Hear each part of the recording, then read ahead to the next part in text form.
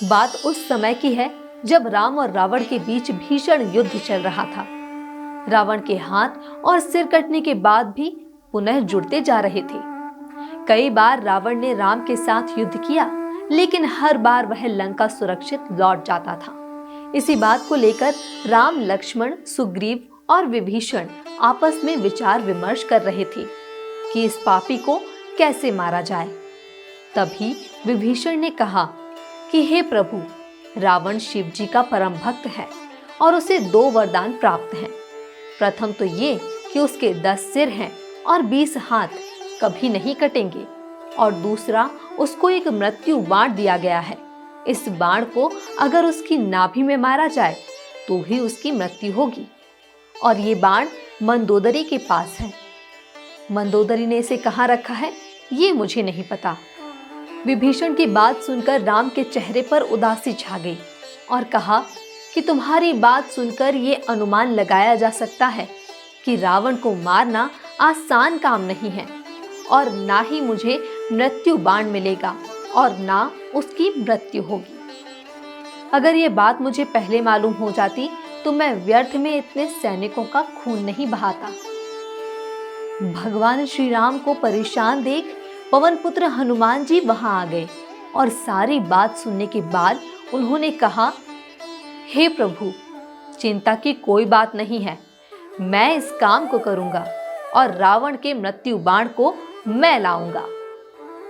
तभी राम ने कहा कि हे हनुमान, अब तक तुमने जो भी कार्य किए हैं वह अतुल्य हैं, लेकिन रावण का मृत्यु बाण लाना कोई आसान काम नहीं है। तभी हनुमान जी ने कहा कि प्रभु, आप आशीर्वाद तो दीजिए, फिर देखिए मेरा काम मैं सफल होता हूं कि नहीं। और फिर विवश होकर श्री राम को उन्हें अनुमति देनी पड़ी। हनुमान जी श्री राम का आशीर्वाद लेकर चल पड़े और एक वृद्ध ब्राह्मण का रूप धारण किया। अब ब्राह्मण रूप में वे लंका के महल के पास जाकर रावण की जय जयकार करने लगे और पहरेदारों से कहा कि वह रानी मंदोदरी से मिलना चाहते हैं, और महल के भीतर घुस गए। ब्राह्मण को देख महारानी मंदोदरी का मन श्रद्धा से भर गया और वृद्ध ब्राह्मण को आदर से अपने सिंहासन पर बैठने का आग्रह किया। वहीं वृद्ध के पास कुश का आसन था, वहीं बिछाकर वह बैठ गए। तभी मंदोदरी ने कहा कि हे विप्रवर, मेरा ये अहोभाग्य है कि आप मेरे महल में पधारे हैं। बताइए मैं आपकी क्या सेवा करूं? तभी वृद्ध ब्राह्मण ने कहा कि महारानी, मैं आपसे और लंकापति रावण से बहुत खुश हूं और लंका में ही रहता हूं। रावण का जन्मजात हितैषी हूं, लेकिन पता नहीं कुछ नर और वानर कहां से आकर लंका में उत्पात मचाने लगे हैं। इन नर और वानरों का नेतृत्व कोई राम और लक्ष्मण नाम के नर कर रहे हैं, लेकिन डरने की कोई जरूरत नहीं है। जब तक रावण के प्राण आपके पास सुरक्षित हैं, तब तक एक राम तो क्या 100 राम भी आ जाएं तो रावण का कुछ नहीं बिगाड़ सकते। अपने पति के बारे में ऐसा सुनकर मंदोदरी मन ही मन बहुत प्रसन्न हुई। कुछ देर बाद ब्राह्मण बोले कि किसी को कानों कान खबर नहीं होनी चाहिए कि बाण कहाँ रखा है। चाहे स्वयं ब्रह्मा भी आकर आपसे पूछे कि वह बाण कहाँ रखा है तो भी मत बताना।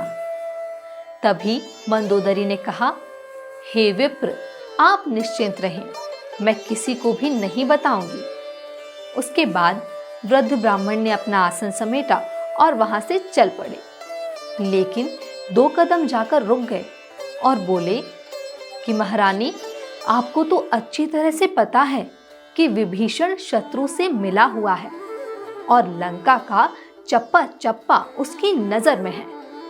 उसे जरूर ही पता होगा कि आपने बाण कहाँ रखा है। शत्रु को वह ये भेद बताए बिना नहीं मानेगा। तब क्या होगा? क्या आपने कभी इसके बारे में सोचा है?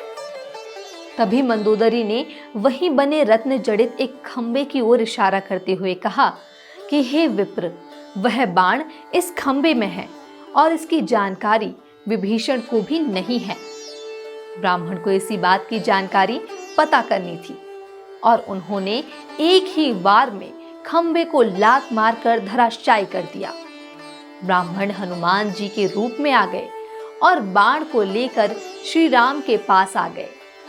फिर भगवान श्री राम ने रावण की नाभि में बाण मारकर उसका वध कर दिया।